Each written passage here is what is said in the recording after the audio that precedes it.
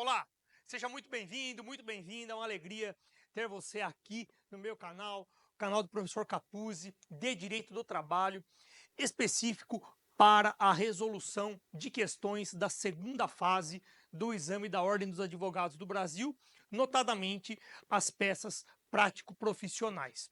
Neste exame, ou melhor, neste vídeo, vamos resolver o exame número 40, o 40º exame da Ordem dos Advogados do Brasil, realizado pela FGV. Vamos comigo então, mesma sistemática, lendo o problema, anotando no quadro, posteriormente vamos comentando o gabarito e eventualmente lendo também uma legislação ou outra que se fizer necessária, correlata. Vamos comigo então? Confere aí, abre o seu material, abre o seu PDF que está aqui na descrição, no link do vídeo e confira comigo. Vamos lá. Julieta Safra, brasileira, viúva, dona de casa, procurou você como advogado, como advogada, em abril de 2024, ainda enlutada, afirmando que fora casada com Romeu Diamante por 27 anos e não tiveram filhos. Vamos anotar então? Vem comigo para cá. Julieta, vou colocar aqui. Julieta. Perfeito. Ela era casada com o Romeu Diamante por 27 anos. Não tiveram filhos. Explicou que seu esposo faleceu em consequência de um acidente do trabalho em 25 de fevereiro de 2024. Vamos lá então. O nosso glorioso Romeu, que é o esposo, faleceu em 25 de fevereiro de 2024, vítima então de um acidente do trabalho aos 60 anos de idade. Informação importantíssima, coloca lá 60 anos. Opa, 60 anos para o glorioso Romeu, dias após retornar de suas férias. Perfeito. O inquérito policial, que investigou, que avaliou então o motivo, a causa, mortes, apontou negligência da sociedade empresária, à qual ele estava vinculado. Seu finado esposo era empregado da sociedade empresária Distribuidora Capuleto Limitada, desde 25 de janeiro de 2018. Então, veja lá, ex-empregador. Vamos anotar aqui de vermelho para ficar mais bacana. O nome é Distribuidora Capuleto Limitada. Vamos por aqui, Distribuidora Capuleto Limitada. Maravilha. Desde 25 de janeiro de 2018. Então, empregado desde 25 de janeiro de 2018. Temos aí a informação. Na qual exercia a função de estoquista e fazia a separação da carga que era transportada nos caminhões para os clientes. Então, a função do nosso querido Romeu era estoquista. Vamos lá. Prosseguindo. A sociedade empresária está localizada em Osasco. Perceba, aqui já é um indicativo de eventual competência territorial. Localizada em Osasco, no estado de São Paulo, mesmo município onde o casal vivia. Então, sede da empresa Osasco, estado de São Paulo. Ok. Julieta explicou que seu finado marido recebia o equivalente a 2 salários mínimos por mês e não teve a carteira profissional assinada, a despeito de trabalhar de segunda a sexta-feira, cumprir jornada das 9 às 18, com um intervalo de 1 hora para a refeição. Vem comigo aqui, vamos anotar todos esses pontos que são importantíssimos. Veja lá, o Romeu, ele recebia 2 salários mínimos, vamos colocar aqui, sem CTPS, e porque não teve a carteira de trabalho assinada, Mais que isso, ele trabalhava de segunda a sexta-feira, segunda a sexta-feira, das 9 às 18, com 1 hora intra. 1 hora intra-jornada para descanso e alimentação. Depois do falecimento, nada foi pago a Julieta, que até procurou a sociedade, a distribuidora Capuleta, para receber alguma importância, sem sucesso. Vamos lá. Tentou ainda receber documentos de um seguro de vida. Vamos anotando, que é importante, ó. Nada recebeu. Vamos anotar com um pouco mais devagar em verde para ficar mais colorida a informação e facilitar a sua compreensão.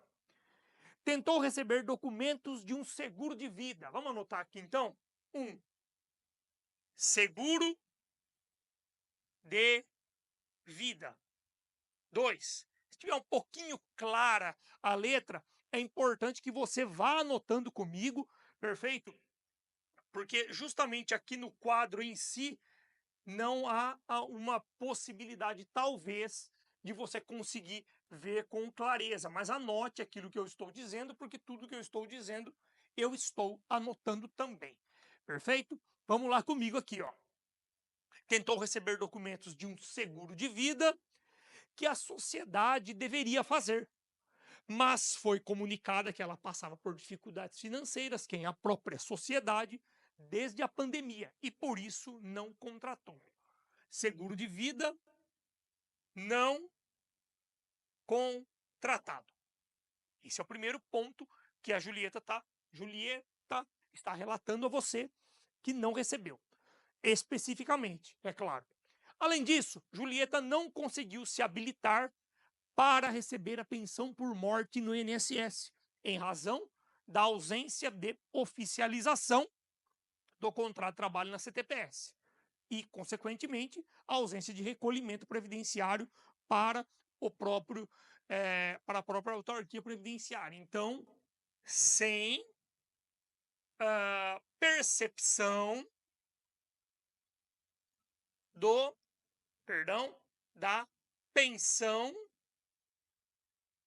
por morte, já que, evidentemente, ela estava casada com o Romeu há 27 anos e figurava enquanto esposa como sua dependente. Né? Vamos lá.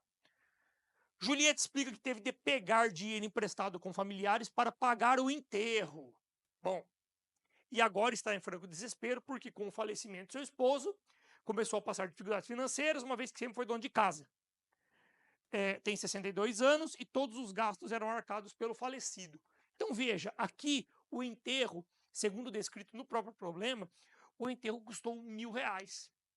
Então veja, teve que desembolsar o valor de R$1.000. Vamos colocar aqui enterro. Alô? Vamos lá. Mais o que ali? Julieta lhe entregou os seguintes documentos. Então, aquilo que lhe foi entregue na condição de cliente, a você advogado, a você advogada. Certidão de óbito, no qual consta como declarante Julieta e que o falecido não deixou filhos. Informação importantíssima. Vamos começar a anotar aqui, ó. E por quê? Faz o corte e vem comigo. Na certidão de óbito, certidão de óbito, sem filhos.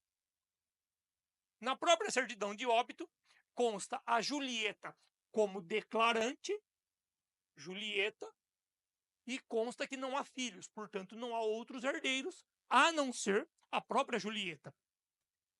A cópia integral do inquérito policial, no qual a conclusão da autoridade policial é de que a sociedade empresária, aqui importantíssimo, empilhou inadequadamente material pesado que veio a tombar sobre o Romeu.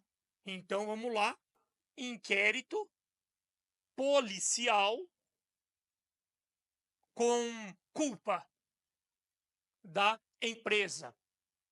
E eu vou explicar isso ao longo dos comentários, tá bom? Vamos lá.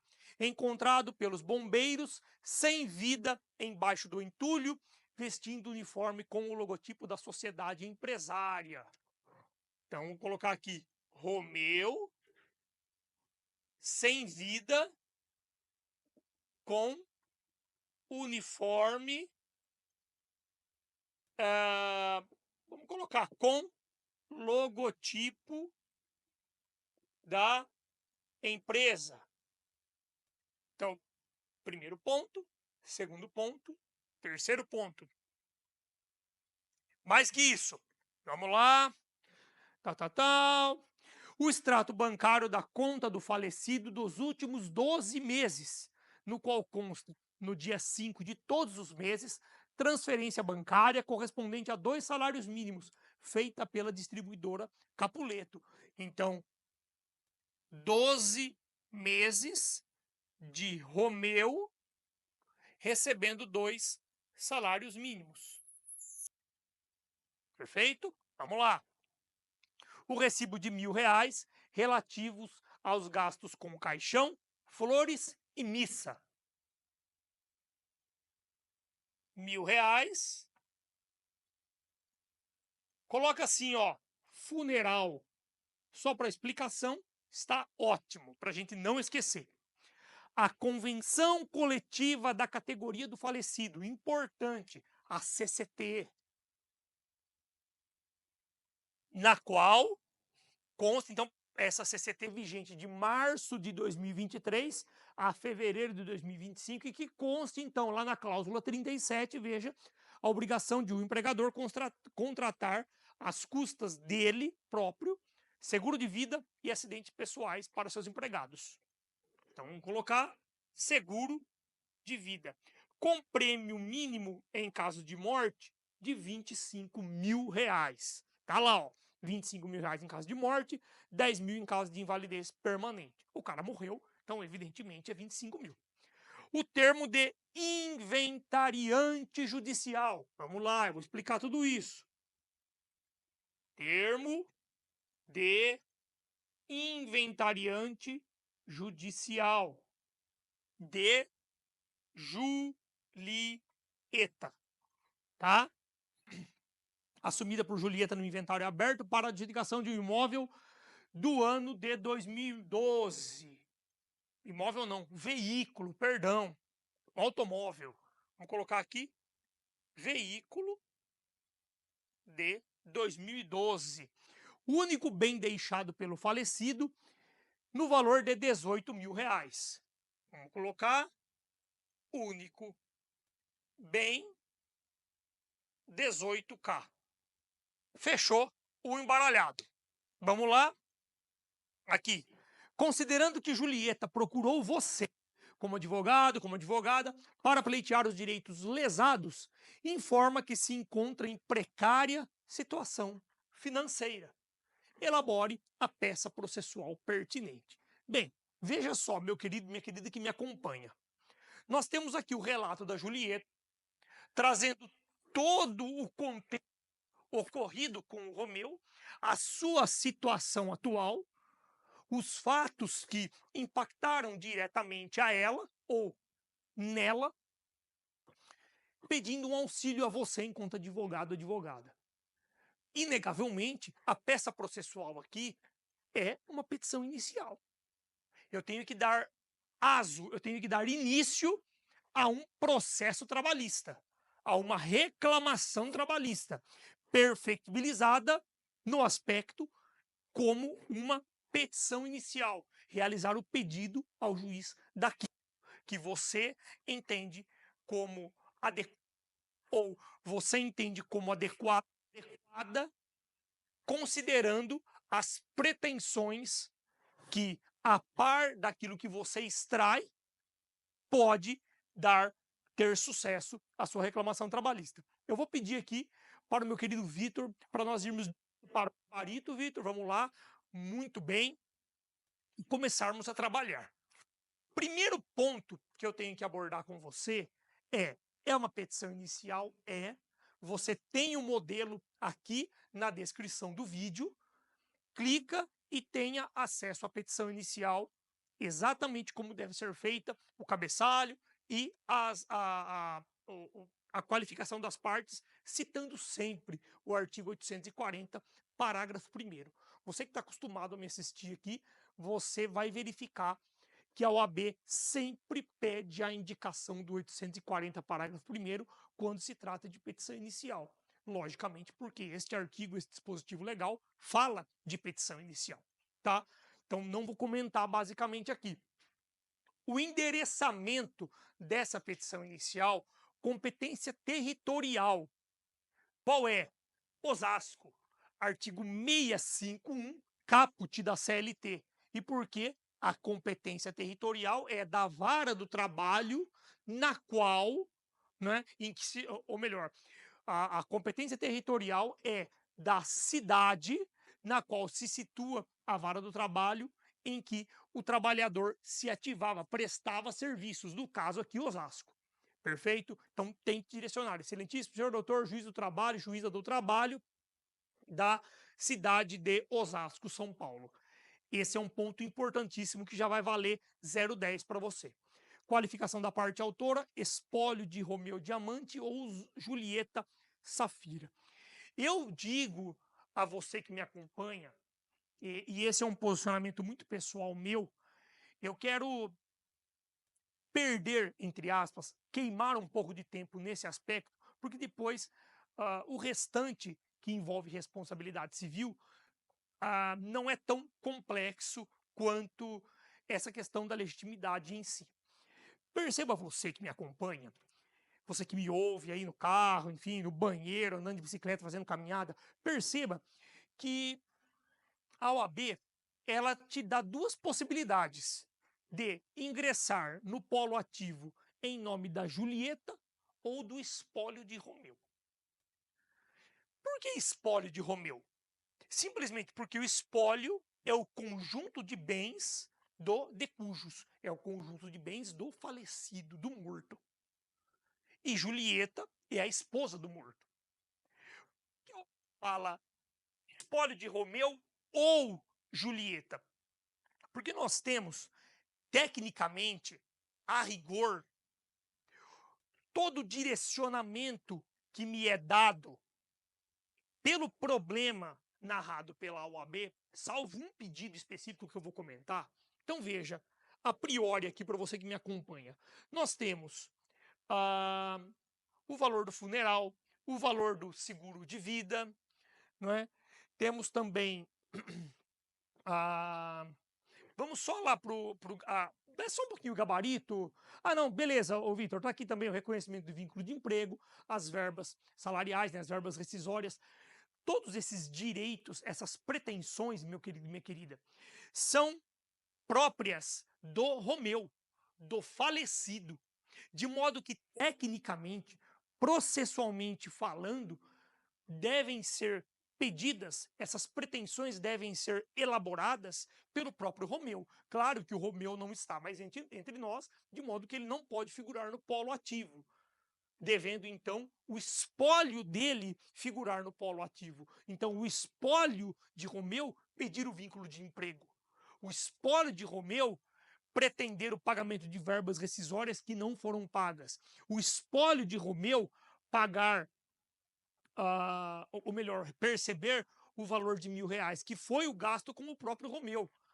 Também a questão do seguro de vida, embora seja direcionado para a esposa, deveria ser contratado em nome do Romeu. Então passaria pela pessoa do Romeu para chegar até a Julieta. Essa é a minha compreensão. O espólio. E a Julieta, professor? A Julieta, me parece, meu querido, minha querida que me acompanha, que ela teria legitimidade ativa aqui para pretender exclusivamente, tô sendo muito pragmático, tá? Exclusivamente um valor a título de dano moral por conta da morte do Romeu. Aquele famoso dano moral em ricochete, aquele dano lateral, né? Aquele dano que atinge reflexamente uma pessoa, um familiar, por conta da morte de um ente querido. Como que na prática eu faria? inseriria no polo ativo tanto o Romeu, o espólio de Romeu, perdão, como também a Julieta. Contudo, eu estou só fazendo esse comentário lateral porque julgo extremamente importante. Contudo, da peça da OAB, acredito que o ideal não era fazer ou ter esse tipo de conduta. Justamente porque o gabarito ele diz espólio de Romeu ou é alternativo, ou Julieta. Então, inserir os dois ali poderia ser uma opção? Poderia, contudo, não estaria exatamente como predispõe o gabarito. Na prática, daria sucesso? Acredito que sim. Espólio de Romeu para cobrar todas as verbas de índole material, além do reconhecimento do vínculo de emprego, bem como dano moral ser cobrado em favor da Julieta, por conta da morte do Romeu. Tá? Agora, na prova da OAB, o que eu faria? Eu inseriria a Julieta no polo ativo. Professor, você está louco. Por quê? Veja, nós temos o artigo 1º da Lei 6858, eu não vou trazer aqui para leitura, nem se preocupe, Vitor, pode ficar tranquilo. Não vou trazer aqui para leitura, mas vou dizer basicamente que os valores devidos pelos empregadores aos empregados não recebidos em vida podem ser pagos aos sucessores, basicamente.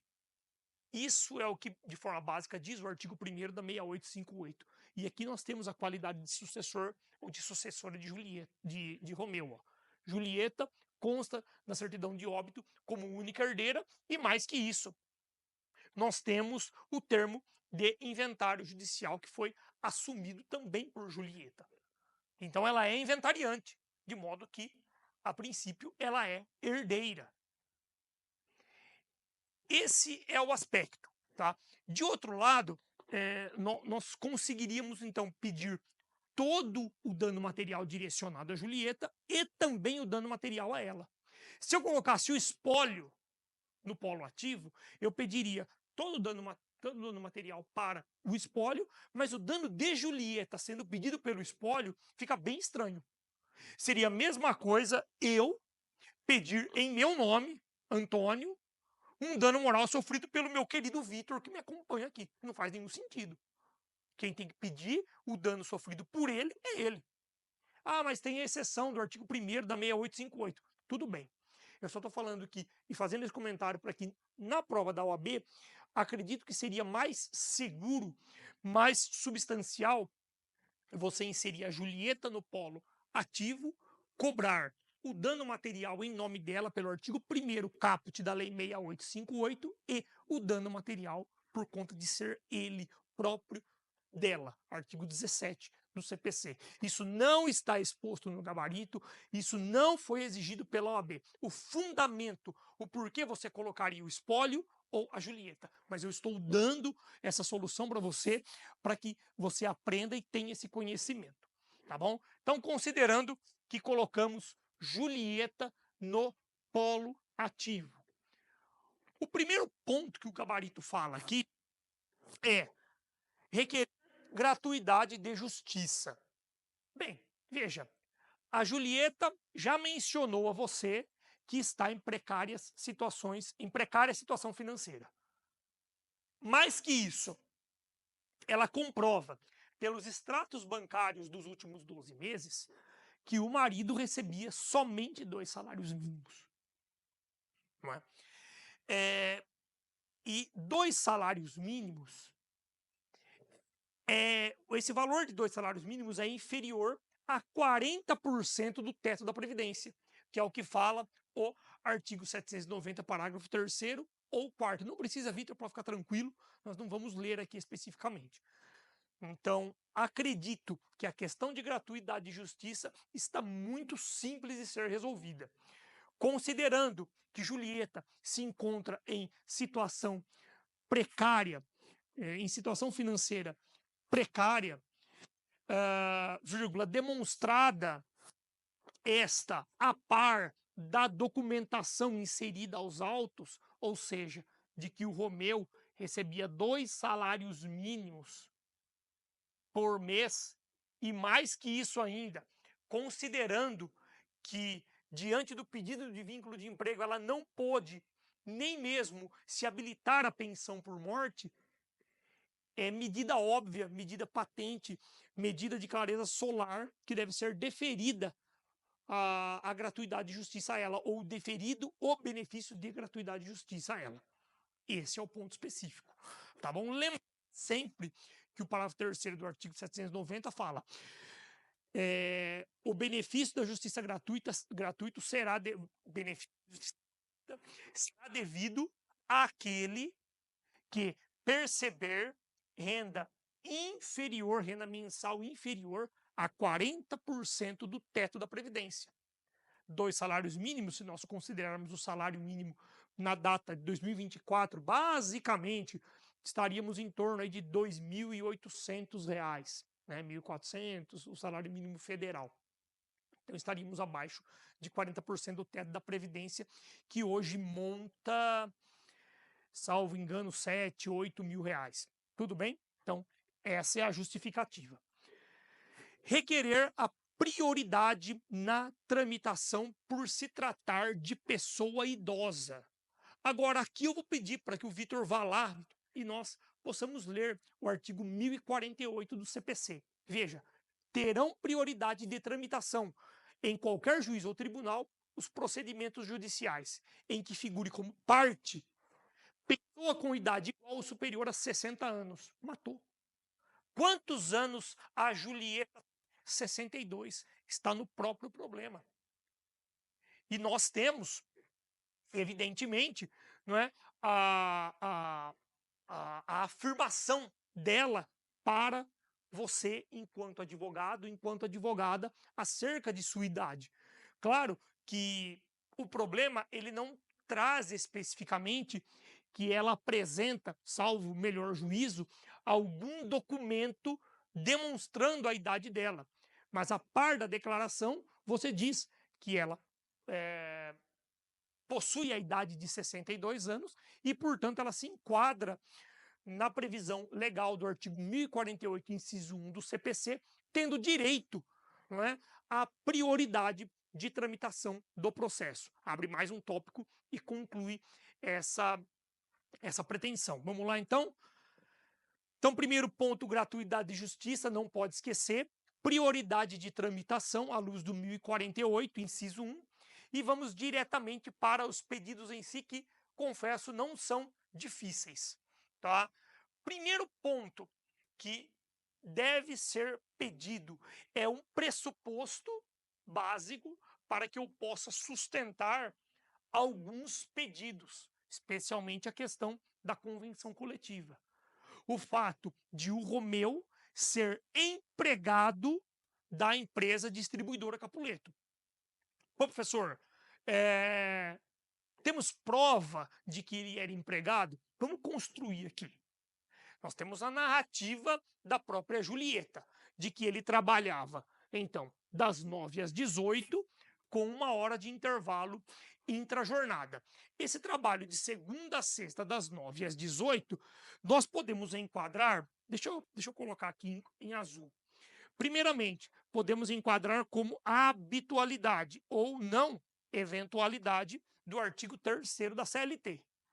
Também, esse horário pré-determinado, é possível que se vislumbre a subordinação de tempo, quanto ao tempo. Ele era estoquista, tinha suas atribuições próprias, subordinação de modo também. O serviço era prestado enquanto pessoa física? Sim, o próprio Julieu é bom, né? O próprio Romeu que prestava o serviço. E pessoalidade, professor? Era possível ele se fazer substituir? Veja, considerando que ele se ativava de segunda a sexta, das 9 às 18, ele era estoquista, assume-se que a pessoalidade se faz presente. Não é possível que uma pessoa que se ative nesses moldes, pelo menos ordinariamente, se faça substituir por vontade própria. Então temos pessoa física, temos pessoalidade, temos subordinação, temos não eventualidade, que é a habitualidade, mas temos a onerosidade provada aqui pelos 12 meses de percepção de salário que a própria Julieta apresenta a você. Além disso, temos o fato de o Romeu ter sido encontrado sem vida, debaixo dos escombros, debaixo das caixas ali que desabaram, com o uniforme trajando a logomarca da empresa, inserido no uniforme, o bordão ou inserida a logomarca da empresa, o que reforça o fato de que ele era empregado. Então, considerando os 5 elementos do vínculo de emprego previstos no artigo 3º da CLT, naturalmente vamos requerer a declaração do vínculo de emprego pelo magistrado. É o que está aí, ó, reconhecimento do vínculo de emprego ou anotação da CTPS. Eu digo que o interessante é constar os dois. Reconhecimento, declaração de reconhecimento do vínculo de emprego pela Justiça do Trabalho, com a consequente anotação da CTPS, conforme prevê o artigo 29 da CLT. Vamos lá, Vitor, vamos para o artigo, por gentileza. O 29 da CLT é muito claro. O empregador terá o prazo de 5 dias úteis para anotar a CTPS, em relação aos trabalhadores que admitir. A data de admissão, a remuneração, as condições especiais, se houver faculdade do sistema manual, perfeito. O importante, o empregador terá o prazo de 5 dias úteis para anotar a CTPS em relação aos trabalhadores que admitir. Esse é o dever do empregador, considerando o que prevê o artigo 3º da CLT. Maravilha? Esse é o pedido declaratório. Consequentemente, nós temos o pedido de obrigação de pagar, condenação da distribuidora Capuleto em obrigação de pagar. Pagar o quê? Verbas rescisórias, considerando que houve uma morte. E veja, o gabarito indica de forma expressa saldo salarial, obviamente ele tem que receber, o saldo do mês, o saldo salarial do mês em que ele faleceu. Então nós temos que ele faleceu no dia ele faleceu no dia 25 de fevereiro de 2024, 25 dias de saldo salarial. Temos ainda 13º proporcional, não precisa descrever exatamente a proporção aqui, o 13º proporcional, férias proporcionais. E ainda nós temos uma discussão aqui, tá, minha gente? Nós temos, veja que o gabarito indica salário, 13º salário, férias proporcionais, FGTS. Esse FGTS são verbas devidas em que sentido? O que eu posso entender aqui? Recolhimento mensal de FGTS. 8% mensalmente recolhidos, né? Recolhidos para a Caixa Econômica Federal, na conta vinculada do trabalhador, a título de FGTS. Nós não estamos falando aqui de 40% de FGTS, hein? Não se fala em 40% de FGTS. E nem em aviso prévio. Pô, professor, mas e aí? Essa modalidade de dispensa sem justa causa, é pedido de demissão? Nós enquadramos com uma dispensa sem justa causa. Contudo, é bem tranquila a jurisprudência do TST em relegar o aviso prévio e também os 40%. Porque não foi uma dispensa motivada, ou melhor dizendo, consubstanciada em uma vontade do empregador em romper o vínculo. Foi algo que restou desencadeado a par de um acidente. Então não peça 40%, não peça aviso prévio. Professor, mas o gabarito fala na multa do 477. Fala, é verdade. Porque nós não temos notícia aqui. A questão é a seguinte: quando que o Romeu faleceu? 25/2/2024. Perfeito? Tá. 25/2/2024. Se você pensar, nesse momento houve o rompimento do vínculo contratual. O artigo 477, parágrafo 6º da CLT diz: nós temos o prazo de 10 dias para o pagamento das verbas rescisórias a partir da data da rescisão efetiva. É o que está lá, literalmente. Tanto do pagamento das verbas, como também da entrega de documentos. Então, teoricamente, considerando aqui que fevereiro esse mês... Ô, Vitor, dá uma olhadinha para mim no calendário. Esse ano teve... Em fevereiro teve 29. Volta lá para a gente dar uma olhadinha. 29. Vamos contar diretamente aqui, ó, 25. Ó, 25 foi um domingo. 26, 27, 28, 29. 1, 2, 3, 4, 5, 6, 7. Pronto. O empregador teria até o dia, teoricamente, até o dia 7 de março para pagar. Tranquilo, obrigado, viu? Até o dia 7 de março para pagar as verbas rescisórias. Pagou? Não. A própria mulher disse aqui, ó, nada recebi. E também não há notícia no problema de ação de consignação em pagamento pelo empregador. O empregador não consignou em pagamento as verbas rescisórias. O que seria possível em tese, não sei para quem pagar, estou na dúvida, vou consignar. Não há notícia disso. Também temos uma jurisprudência bem significativa, no seguinte sentido: não consignou, o empregador não consignou quando deveria, no prazo de 10 dias, né, no prazo delimitado pela legislação para pagamento das verbas rescisórias, paga a multa do 477, parágrafo 8º, que é o valor de um salário mínimo. Está lá no 477, parágrafo 6º, 477, parágrafo 8º. Não preciso ler, estou só expondo aqui para você. Perfeito? Então, atente para isso. Caminhando agora para o cerne do problema, nós vamos para o dano patrimonial ou o dano material. Professor, o que é o dano material? Veja só, dano material, de forma bem simples, para você nunca mais esquecer,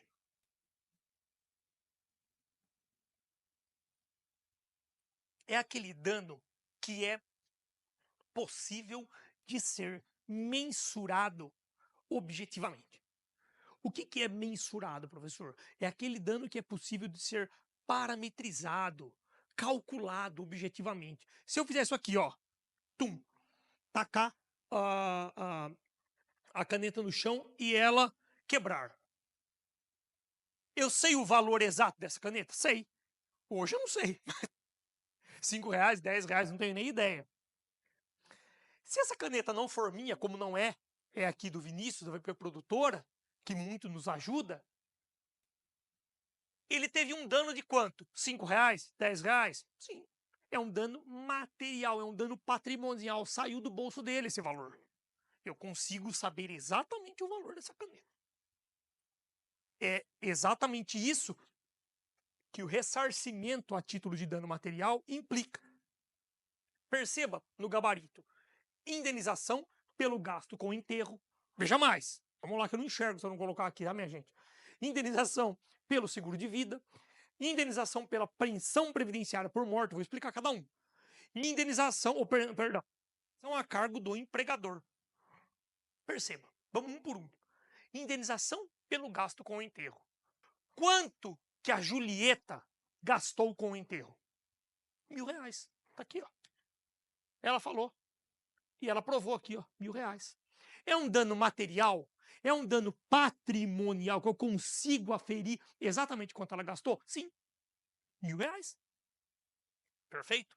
Então é um dano patrimonial. Segundo dano que ela teve, narrado: indenização pelo seguro de vida. Qual que é o valor do seguro de vida? 25 mil. O seguro de vida deveria ter sido contratado pelo empregador, não foi. Não foi, não tem como ele contratar, mas agora o cara morreu. Portanto, ele vai ter que desembolsar 25 mil. Porque ele não contratou o seguro de vida que pagaria os 25 mil para a Julieta. De modo é exigível dele o valor de 25 mil. Porque na cláusula de convenção coletiva de quem é empregado, tem que receber 25 mil. Prevê lá a possibilidade ou melhor, prevê a obrigatoriedade do empregador contratar o seguro de vida. Não contratou, paga os 25 mil. Mais que isso, indenização pela pensão previdenciária por morte. Confesso que esse ponto, uma certa estranheza. Tudo bem? Aqui no gabarito e até mesmo ser exigido esse conteúdo da própria OAB. Vamos seguir. Indenização pela pensão previdenciária por morte. O que na verdade a Julieta quer aqui? Ela quer o valor que ela deixou de receber do INSS por conta da impossibilidade de ela se habilitar para receber a pensão por morte. Então, ela quer o valor do dia 25/2/2024, perdão, 26, né? 26/2/2024, até a data em que ela conseguir, de fato, a habilitação para a percepção da pensão por morte, em vista de o empregador não ter registrado o Romeu e, por conta disso, ela não ter documentação suficiente para ingressar com o pedido. Ou melhor, ela até ingressou com o pedido, mas foi negada, ela não conseguiu se habilitar. Você consegue entender? É o valor da pensão por morte que deveria ter sido paga pelo INSS, mas que não foi por conta do empregador, por conta da negligência do empregador. E eu vou falar dos pressupostos da responsabilidade civil. Aguenta aí. Você compreende isso? E além, temos também pensão a cargo do empregador. O que é a pensão? Ora, o Romeu trabalhava, ganhava 2 salários mínimos, perfeito? Ele era o único provedor da casa, como ela mesma diz, que ela é dona de casa, ela está sem dinheiro e blá, blá, blá, blá, blá, blá. Tá bem, ele era o único provedor. Ele morreu. Ele morreu, ela tem direito a receber um valor a título de pensão a cargo do empregador, no valor de 2 salários mínimos, atualizados anualmente, conforme convenções coletivas. Professor, não tem conflito aí entre ela receber uma pensão por morte do marido e ela receber a pensão do empregador? Não. Porque nós temos, embora o fato gerador, o fato que deu ensejo a essas pensões, a esses valores, seja o mesmo, nós temos responsabilidades distintas. A primeira é a responsabilidade do INSS em pagar a pensão por morte, já que o Romeu era segurado e ela é dependente. O segundo ponto é o ato ilícito do empregador em não cuidar, não zelar pelo meio ambiente do trabalho, seguro, saudável, rígido. Empilhou erradas caixas, as caixas caíram sobre o trabalhador e o vitimou. Nós temos 3 pressupostos da responsabilidade: o dano, que é a morte do Romeu, o nexo. A morte só aconteceu porque ele se encontrava à disposição do empregador. É um dano direto e imediato sofrido por ele, em vista do trabalho. Artigo 403 do Código Civil. Pode anotar aí. Não precisa, nós não vamos no artigo. Culpa. Culpa especialmente relacionada à negligência. O que é negligência? Deixa que incha. Deixa que exploda. Vamos lá. O que der, deu. Vamos fazer de qualquer jeito aí. O que aconteceu no aspecto? Houve. Vitor, faz favor, vamos lá no problema? Só para ler, para justificar aqui. Só um pouquinho só. Aí. Deixa eu só ver. Aqui, ó. A conclusão da autoridade policial é de que a sociedade empresária empilhou inadequadamente material pesado, que tombou e vitimou Romeu. Aqui nós temos a negligência da empresa. Empilhou inadequadamente material pesado. Material veio em cima do Romeu, matou ele. Temos o dano, a morte, temos o nexo de causalidade. A morte foi proveniente de um ato ilícito do empregador, ato ilícito consubstanciado em negligência, que empilhou inadequadamente, inadvertidamente, material que veio a vitimar o Romeu. Perfeito? Vamos lá para o gabarito. Essa é a ideia. Dano, nexo e culpa constrói toda a narrativa sobre o dano material ou o dano patrimonial. Não esqueça, então, gasto com o enterro, gasto com o seguro de vida, perdão, gasto com o enterro, seguro de vida indenizado 25 mil, pensão previdenciária por morte é o valor que o INSS deveria ter pago, mas não pagou por conta de culpa do patrão, mais pensão do patrão, valor de 2 salários mínimos atualizados anualmente, conforme convenção coletiva. E, finalizando aqui, é importante que você cite sempre, quando fala de responsabilidade civil, o 186 e o 927, caput. 186-927 caput. Falou de dano, falou de indenização, falou de acidente de trabalho, falou de doença ocupacional. Vai no 186-927 que você ganha um pontão aí. Simplesmente por você mencionar 186, 010. E aí cada um que você vai mencionando, enterro 0,50, seguro de vida 0,50, e você estoura a boca do balão, como nós costumamos dizer aqui no interior, tá? Interior de São Paulo. Dano extra patrimonial para terminar. O dano que eu vou denominar aqui de moral. Indenização por dano moral pelo acidente do trabalho. Veja, a Julieta, esse dano moral que a OAB determina que seja pedido aqui, ou essa indenização que a OAB que seja pedida, no meu modo de entender, é relacionada a Julieta. Essa indenização é relacionada a ela. É o dano em ricochete, o dano em ricochete, o dano, a dor dela personalíssima que ela teve com a morte do Romeu. Não é o dano do Romeu, o dano moral do Romeu. Professor, poderia ter um dano moral do Romeu? Poderia. O professor Sebastião Geraldo de Oliveira fala isso, inclusive, desde que provado, né, que houve um sofrimento pelo Romeu antes da morte. Aqui não tem nenhuma notícia. A polícia encontrou o cara morto lá. Não tem nenhuma notícia que ele sofreu. Ah, ele agonizou para morrer. Mas não está escrito isso. Está escrito isso no problema? Não, então não. É o dano da Julieta. Ela sofreu pela morte, o dano foi reflexo. O dano veio dele e refletiu nela. Dano em ricochete, o dano reflexo. Então cite 186, cite o 927 e cite especificamente aqui do dano moral. Vamos lá, Vitor, faça favor para a gente ler. Baixa um pouquinho aí. Um pouquinho mais, meu querido. Mais um pouquinho, mais um pouquinho, mais um pouquinho. Aí, cite o 223B da CLT, que vai na lata. Causa dano de natureza extrapatrimonial à ação ou omissão que ofenda a esfera moral da pessoa física. Obviamente, a morte do Romeu causou um dano moral, uma ofensa à esfera moral da Julieta. Então, fundamentando nesse aspecto, você está bem. Vamos lá, para terminar. Indenização por dano moral. Ele diz aqui, veja que é importante você se atentar. 223B ou 186 ou 927 ou 944. Mas veja que você sabendo 186 e 927, você nunca está desamparado. Citou, a OAB te dá a pontuação. Tudo bem?